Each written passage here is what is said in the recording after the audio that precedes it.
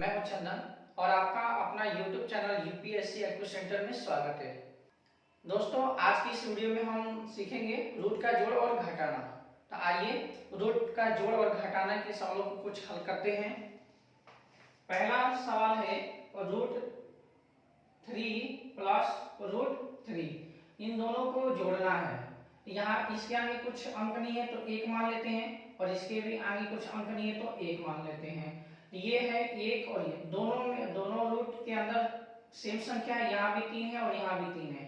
तो ये भी 3 और ये भी 3, तो एक यहाँ पर और एक यहाँ पर, तो एक एक कितना हो जाएगा 2, तो 2 और रूट में हो जाएगा 3। ये हो गया हमारा आंसर। उसी तरह ये भी रूट में 7 है, ये भी रूट में 7 है, दोनों में सेम संख्या है, लेकिन यहाँ पर 2 है और यहाँ पर 1 है। यहाँ पर कुछ नहीं होता है तो 1 मानते हैं हम, तो 2 और ये यहाँ पर 2 है और 1 यहाँ पर, 2 1 3, तो 3 हो जाएगा और रूट में 7। ये हो जाएगा आंसर। फिर उसी तरह देख लीजिए, तीसरा सवाल है। यहाँ रूट के आगे 5 है और यहाँ रूट के आगे 3 है, लेकिन रूट के अंदर जो संख्या है वो यहाँ भी 8 है और यहाँ भी 8 है, दोनों में सेम संख्या है, इसलिए क्या हो जाएगा 5 यहाँ पर और 3 यहाँ पर, 8 हो जाएगा और रूट में 8 हो जाएगा। ये भी रूट में 8 और ये भी रूट में सेम संख्या है, इसलिए क्या हो जाएगा जुड़ जाएगा।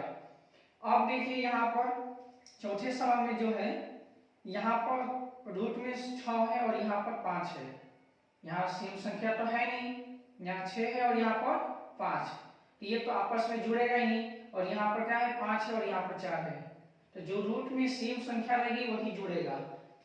तो ये यहाँ पर वैसे का वैसे ही आंसर हो जाएगा, रूट के आगे 5 और 6, फिर उसके बाद प्लस 4 और रूट के अंदर 5, यही हमारा आंसर हो जाएगा।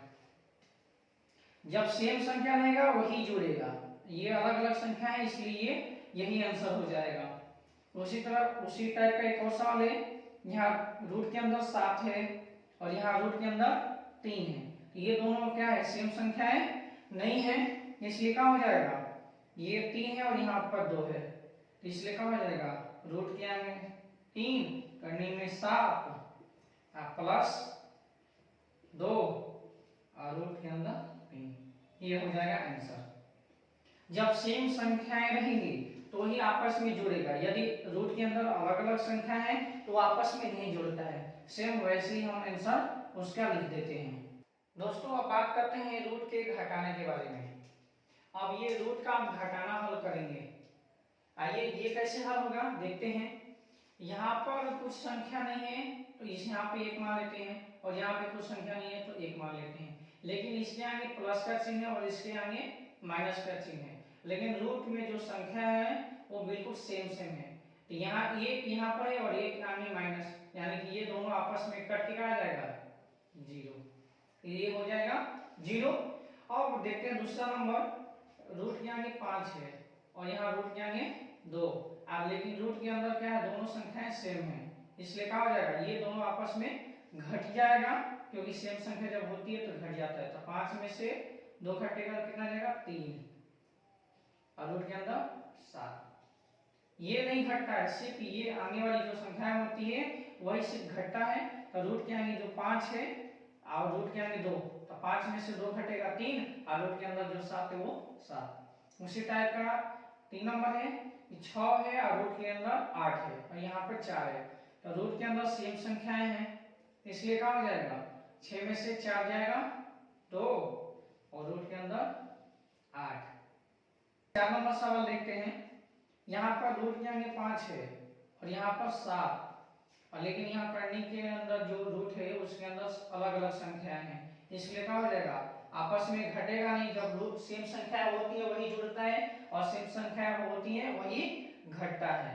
ये भी इसके आगे 5 है और इसके आगे 2 है, तो इसमें से तो घटेगा ही नहीं, क्योंकि ये रूट के अंदर अलग अलग यानी डिफरेंट नंबर है, यहाँ 7 है और यहाँ पर 8, इसलिए क्या हो जाएगा 5 करने में 7 माइनस